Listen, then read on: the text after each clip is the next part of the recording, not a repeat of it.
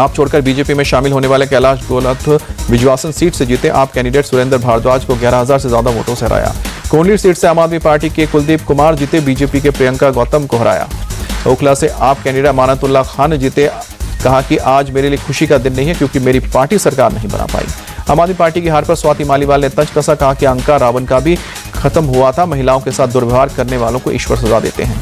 दिल्ली के Connaught place स्थित हनुमान मंदिर पहुंची स्वाति मालीवाल। मंदिर में दर्शन और पूजा अर्चना कर बजरंगबली का आशीर्वाद लिया। दिल्ली में बीजेपी की जीत पर सीएम योगी बोले, दिल्ली में खूब विकास के काम होंगे, लोगों को केंद्रीय योजनाओं का लाभ मिलेगा। केंद्रीय मंत्री नितिन गडकरी बोले, पीएम मोदी के नेतृत्व में दिल्ली की तस्वीर बदलेगी, विकास के कई काम होंगे। महाराष्ट्र के सीएम देवेंद्र फडणवीस बोले, दिल्ली की जनता ने बीजेपी पर भरोसा जताया और केजरीवाल के झूठ को बेनकाब किया। टीडीपी चीफ और आंध्र प्रदेश के सीएम चंद्रबाबू नायडू ने बीजेपी को दिल्ली में जीत पर बधाई दी। कहा कि पीएम मोदी पीपल फर्स्ट की नीति पर काम करते हैं।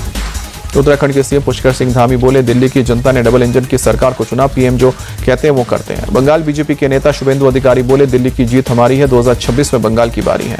दिल्ली विधानसभा चुनाव के नतीजों पर शुभेंदु अधिकारी का बयान, बोले कि आपने जनता के साथ विश्वासघात किया और जनता ने उसका जवाब दिया। दिल्ली चुनाव नतीजों पर तेजस्वी यादव बोले, लोकतंत्र में जनता मालिक है, 27 साल में बीजेपी सत्ता में आई है, उम्मीद है वो सभी वादे पूरे करेंगे, जुमलेबाजी तक ही सीमित न रह जाए।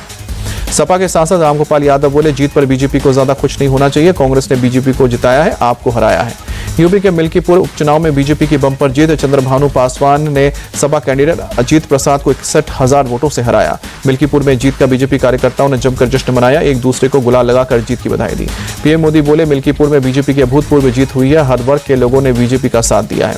मिल्कीपुर उपचुनाव में महिला हार पर बोले सपा सांसद अवधेश प्रसाद, स्वतंत्र चुनाव होता बीजेपी के जमानत जब्त हो जाती है, यहाँ खुलेआम वोट की लूट हुई है, चुनाव में लोकतंत्र की हत्या हुई है। मिल्कीपुर से चुनाव जीतने के बाद बोले बीजेपी कैंडिडेट चंद्रभानु पासवान, विपक्ष के पास आरोप लगाने के अलावा कुछ बचा नहीं है, चुनाव एकदम निष्पक्ष तरीके से हुआ है। सपा के चीफ अखिलेश यादव बोले, मिल्कीपुर में झूठी जीत हुई है, बीजेपी ने चुनावी तंत्र का इस्तेमाल करके चुनाव जीता है।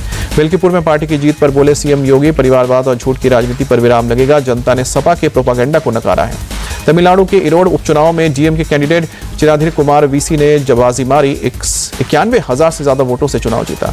मध्य प्रदेश के भोपाल में मोतीनगर में बुलडोजर एक्शन, 110 अवैध दुकानों पर चला प्रशासन का बुलडोजर।